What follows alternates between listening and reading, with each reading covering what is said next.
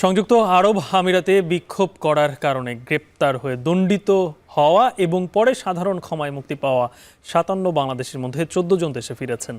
এর মধ্যে চট্টগ্রাম শাহ আমানত বিমানবন্দরে অবতরণ করেছেন ১১ জন। এ নিয়ে আরও জানাতে শাহ আমানত বিমানবন্দর থেকে যুক্ত হয়েছেন সহকর্মী হাজেরা শিউলি। যারা দেশে ফিরলেন এখন তাদের আসলে ভবিষ্যৎটা কি, তাদের ব্যাপারে কোনো সহায়তা কিংবা এই ব্যাপারে কোনো কিছু জানতে পেরেছেন কিনা, কারণ তারা কি আর আমিরাতে ফিরতে পারবেন?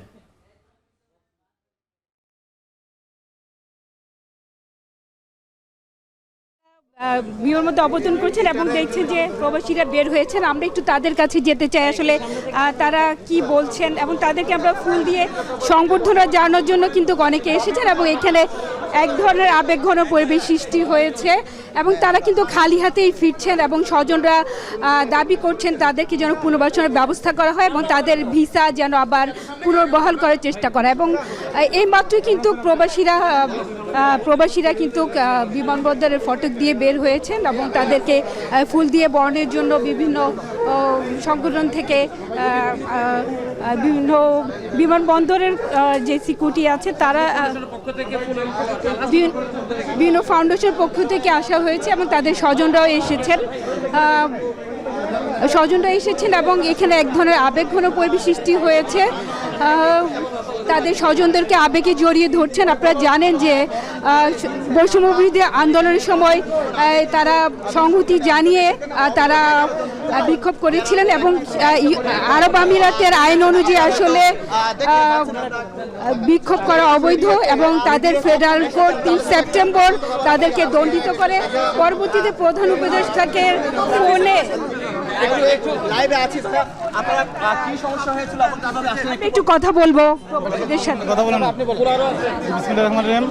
আসলে এই ছাত্র কোটা আন্দোলনের জন্য আমরা ওখানে পড়তে হয়েছে, কারণ আমরা ওখানে অনেকেই এই কোটা আন্দোলনের সাথে জড়িত ছিল বিদায় ওই দেশের গভর্নমেন্টে আমাদেরকে অ্যারেস্ট করে আমাদেরকে মোটামুটি 10 বছর সাজা দিয়েছেন এবং বর্তমান গভর্নমেন্ট এবং ওই দেশের গভর্নমেন্টের তত্ত্বাবধানে আমরা আবার পুনর্জন্ম হিসেবে দেশে ফিরে আসছি।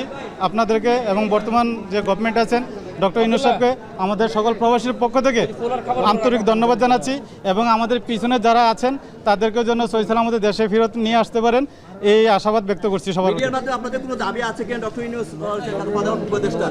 জি, মিডিয়া হিসাবে আমাদের বর্তমান গভর্নমেন্টের প্রতি দাবি থাকবে, আমরা ব্যবসায়ী মানুষ, ওখানে আমরা ব্যবসা বাণিজ্য করি, আমাদের ব্যবসার ক্ষেত্রে যেন কোনো ক্ষতিগ্রস্ত না হয় এবং আমাদেরকে যেন নৌন্টিটা অতি শীঘ্রই যেন গভর্নমেন্টের তত্ত্বাবধানে ওই দেশের সরকারের সাথে সমন্বয় করে আমাদের নৌন্টিটা যেন উঠাই দেওয়া হয় এবং আমরা যেন আমাদের কর্মস্থলে সহি সালামতে পৌঁছতে পারি।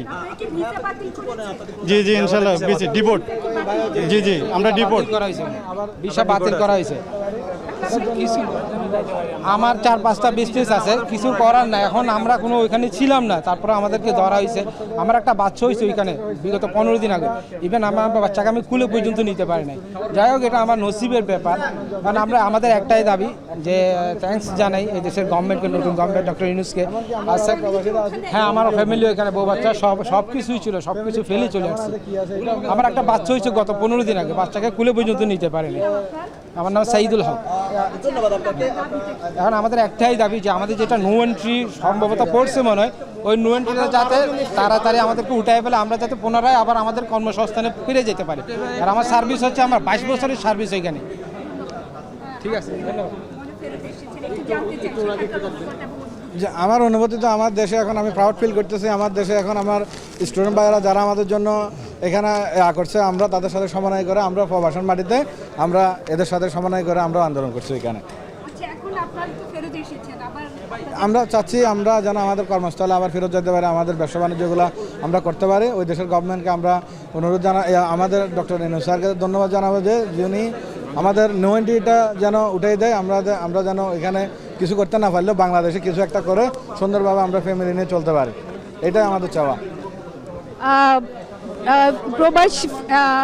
সংযুক্ত আরব আমিরাত থেকে সাধারণ ক্ষমার আওতায় ফেরত আসা যারা চট্টগ্রাম শাহ আমানত আন্তর্জাতিক বিমানবন্দরে অবতরণ করেছেন 12 জন এবং কিছুক্ষণ আগে তারা এয়ার আরাবিয়ার ফ্লাইটে চট্টগ্রাম শাহ আমানত বিমানবন্দরে অবতরণ করেন এবং তারা দাবি সংযুক্ত আরব আমিরাতে সাধারণ ক্ষমা পাওয়া 57 বাংলাদেশি পর্যায়ক্রমে দেশে ফিরে আসছেন। তাদেরই এক ধাপ কিছুক্ষণ আগে শাহ আমানত বিমানবন্দরে অবতরণ করেছেন, সে বিষয়ে জানাচ্ছিলেন সহকর্মী হাজেরা শিউলি।